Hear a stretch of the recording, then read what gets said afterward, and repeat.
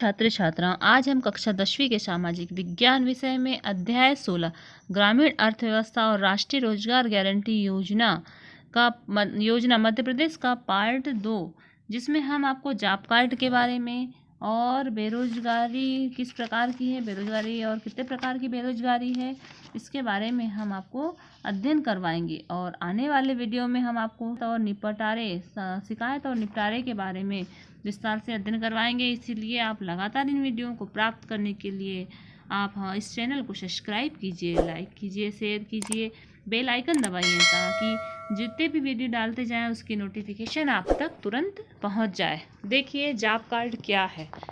परिवार को ग्राम पंचायत द्वारा रोजगार पत्र जॉब कार्ड जारी किया जाता है।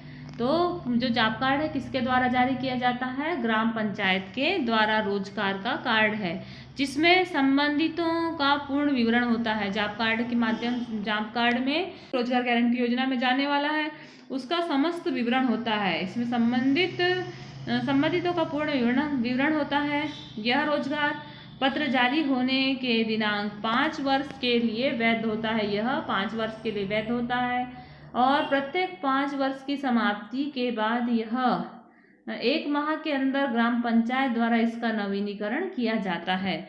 ये देखिए कि आपको चित्र के माध्यम से जॉब कार्ड दिख रहा है। मध्य प्रदेश शासन जॉब कार्ड रोजगार अधिनियम गारंटी 2005।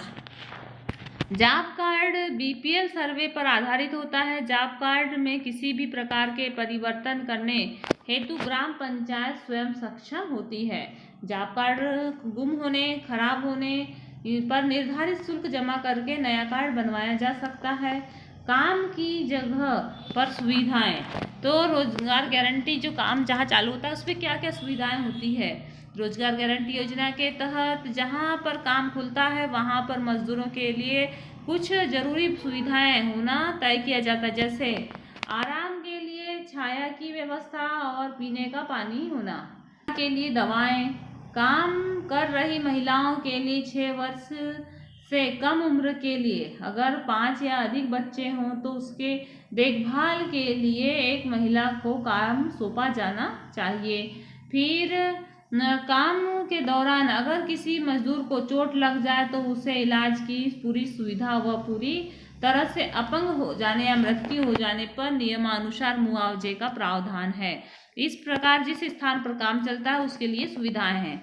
फिर आता है बेरोजगारी भत्ता। ये प्रश्न भी पूछा जाता है, बेरोजगारी भत्ता किसे दिया जाता है? काम मांगने के दिन से 15 दिन के अंदर काम न मिलने पर आवेदन करने वाले व्यक्ति को बेरोजगारी भत्ता प्राप्त करने की पात्रता होती है, परंतु एक परिवार को न्यूनतम दर पर प्रदाय की गई मजदूरी या बेरोजगारी भत्ता के रूप में प्रदाय की गई राशि दोनों का योग 100 दिन न्यूनतम मजदूरी से अधिक नहीं हो सकता।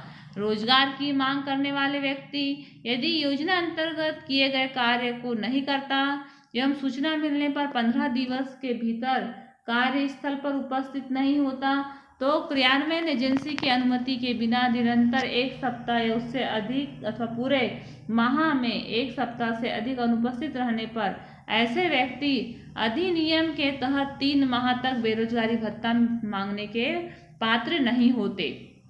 इस प्रकार से बेरोजगारी भत्ता दिया जाता है। फिर आता है ग्राम पंचायत, जनपद और जिला स्तर पर राज्य स्तर की भूमिका।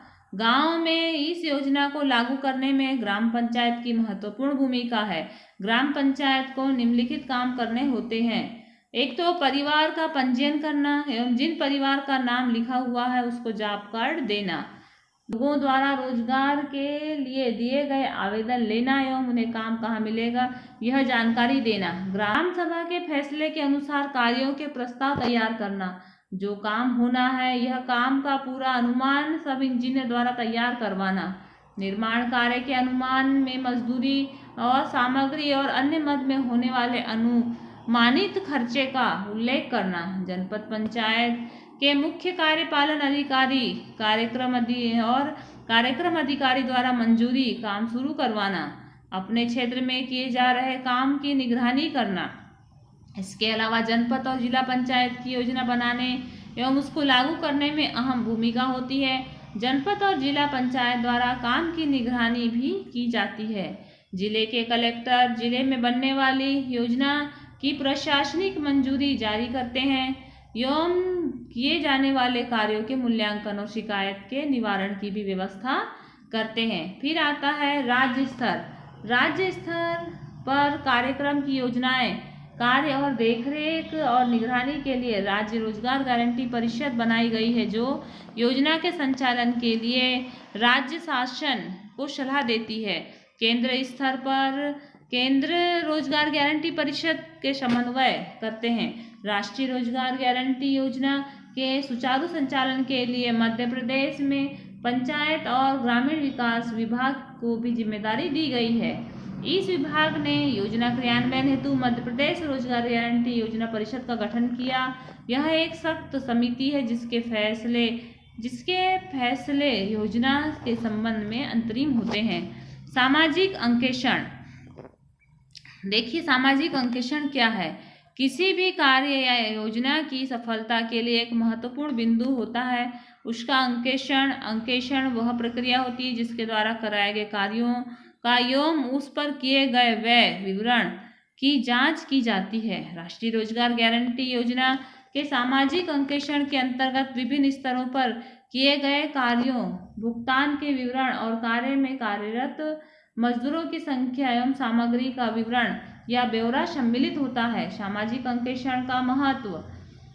हम सभी जानते हैं कि यदि किसी कार्य की जांच का प्रावधान न हो तो कार्य में शिथिलता आ जाती है तथा वित्तीय हिसाब किताब में भी गड़बड़ी आ जाती है और भ्रष्टाचार और अनियमितताओं की संभावना बढ़ जाती है तथा लोगों की अज्ञानता का कई स्वार्थी लोग अनुचित लाभ उठाने लगते हैं। अतः योजना जिनके लिए बनाई गई है उन्हें उसका पूर्ण लाभ मिले, इसके लिए पूरा न्याय हो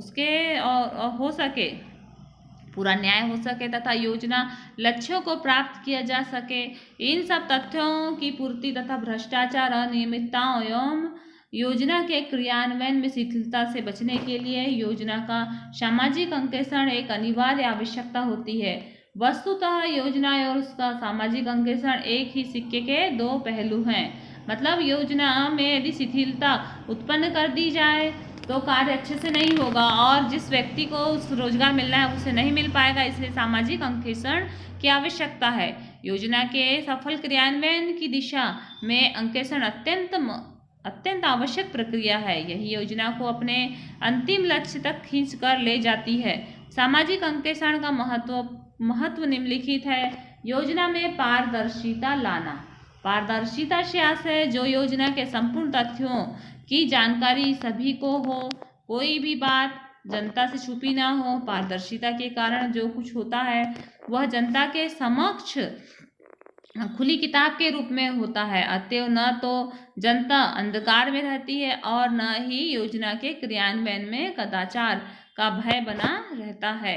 तो योजना की पारदर्शिता आम जन की भागीदारी बढ़ाने में महत्वपूर्ण। सामाजिक अंकेक्षण से योजना में आम लोगों की भागीदारी भी बढ़ती है। इसमें लक्षित समूह के साथ समूह चर्चा एवं व्यक्तिगत साक्षात्कार के द्वारा योजना के क्रियान्वयन का विवरण प्राप्त करने का प्रावधान है। योजना संबंधित कार्यों के दस्तावेजों की पुष्टि सभा में उपस्थित क्रियान्वयन का विवरण प्राप्त करने का प्रावधान है।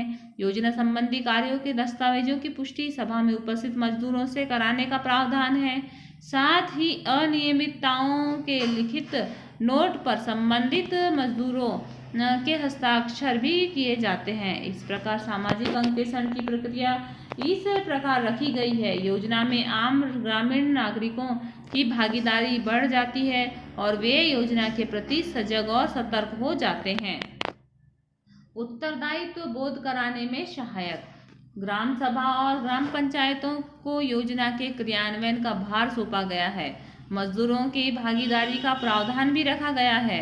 अतः सामाजिक अंकेक्षण उन्हें उनके उत्तरदायित्व के निर्वहन के लिए जागरूक बनाता है।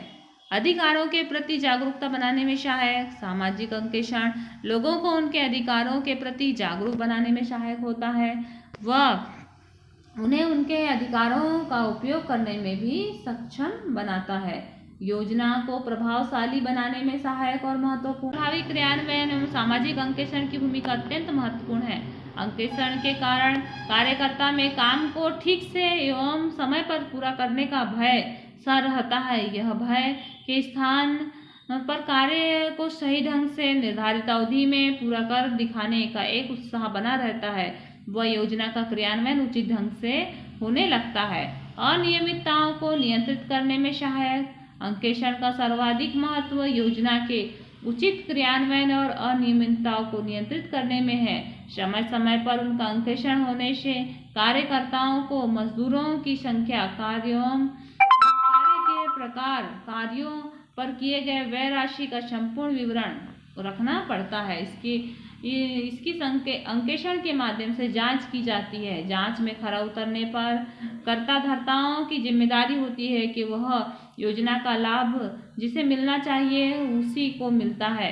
इससे योजना सफल होती है। तो इस प्रकार से सामाजिक अंकेक्षण के माध्यम से योजना का क्रियान्वयन सही तरीके से होता है और राष्ट्रीय रोजगार गारंटी योजना में जो व्यक्ति कार्य कर रहा है उसको सही तरीके से कार्य मिल जाता है और भ्रष्टाचार नहीं होता। इसलिए सामाजिक अंकेक्षण की शुरुआत की गई है। इस प्रकार से हमने रोजगार गारंटी योजना के बारे में अध्ययन किया। आने वाले पार्ट हम आपको अगले पार्ट की आपको जानकारी देंगे। इसलिए